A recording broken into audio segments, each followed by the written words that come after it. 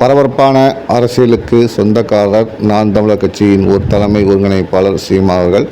அவர் சமீபத்தில் ஒரு பேட்டி ஒன்று கொடுத்துருக்காரு. அதில் பரபரப்பான பல தகவல்களை பகிர்ந்து கொண்டிருக்காரு. அதில் என்ன சொல்லியிருக்காங்க பார்த்தீங்கன்னா, யாரை எதிர்பார்த்தும் நாம் தமிழர் கட்சி இல்லை. நாங்கள் ஏற்கனவே இந்த 2026ஆம் ஆண்டுக்கான தேர்தலுக்கு 100 வேட்பாளர்களை அறிவித்துவிட்டோம். இனி இருக்கும் 70 வேட்பாளர்களையும் விரைவில் அறிவிக்கப்படுகிறோம். அதற்கான பணிகளை நான் மேற்கொண்டு வரேன்.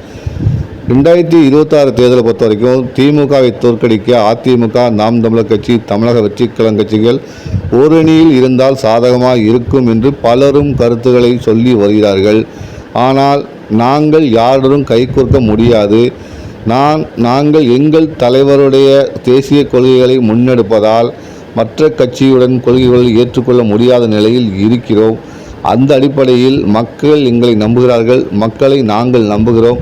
அந்த அடிப்படையில் எங்கள் வெற்றி தோல்வியை தாண்டி எங்களது பயணம் தொடர்ந்து கொண்டே இருக்கிறது.